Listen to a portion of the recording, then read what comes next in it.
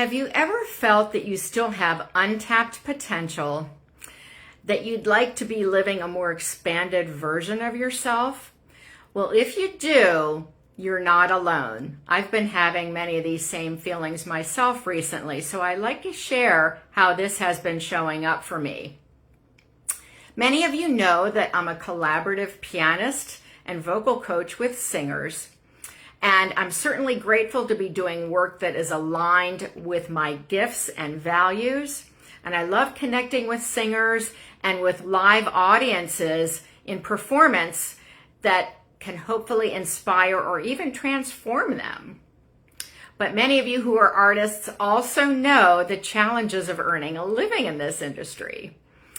The arts is always in a state of fundraising, and the general public doesn't always perceive the arts as something necessary. So as a result, opportunities and decent earnings can be difficult to come by. And for many years, I've been earning a similar level of income for the work that I'm doing. At colleges or freelance work, much of it is seasonal. And then I get to the summer and I take what additional musical work I can, music festivals, sometimes extra coaching or church service playing. But I always have to dip into savings. And then the next season I build that up, and then the following summer the cycle starts again. So honestly, it feels disheartening and it's getting old. And while I have no control over the state of the arts at large and how the public may view it, I do have control over my response to it.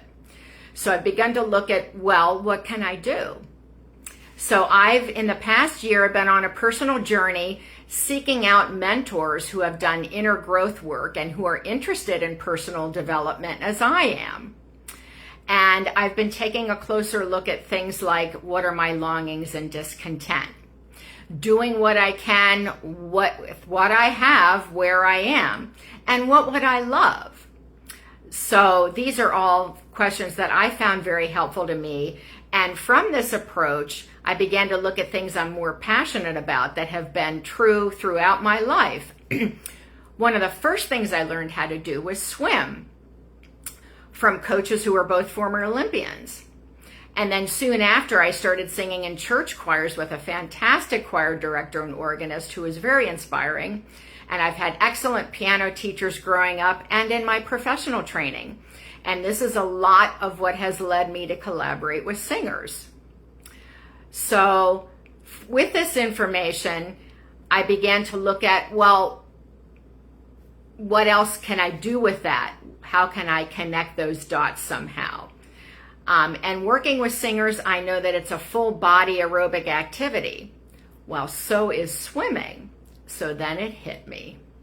What if I were to create a swim class for singers that would help develop their core abdominal muscles to improve breath support and also lung capacity?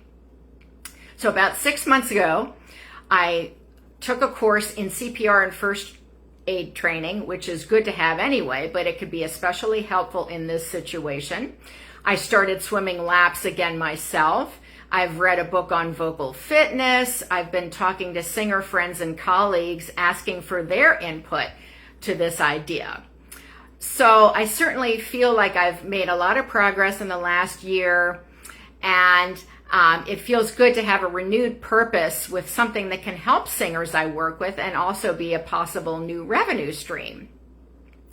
So I invite you to share your responses and your thoughts about this video, what you think, if there's anything that resonates with you. And in the meantime, thank you so much for taking time to watch this. Have a great day. Bye for now.